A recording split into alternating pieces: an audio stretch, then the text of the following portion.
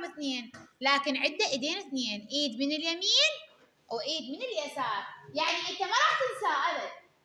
قول ك كأولية، كوسطية، كآخرية متصلة، كآخرية منفصلة.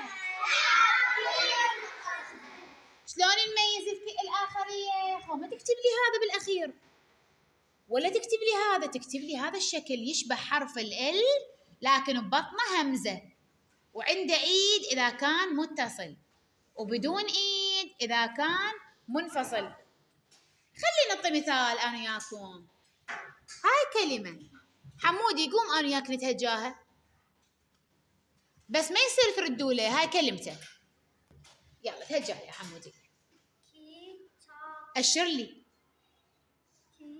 اي كتاب، صفقوا له. ممتاز ممتاز. تعال مرتجى.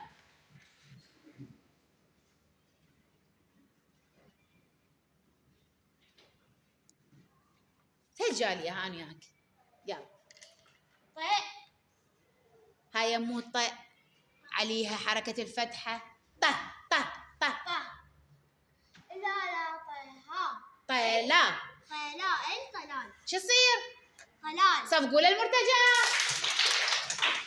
يلا كرر.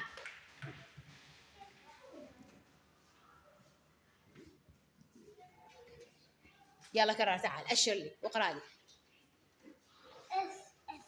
ثاء. والله بطل. ثوب. ثوب. صفقوا له حيل. عندي سؤال. اكو عندي سؤال من الشطار. هذا مقطع.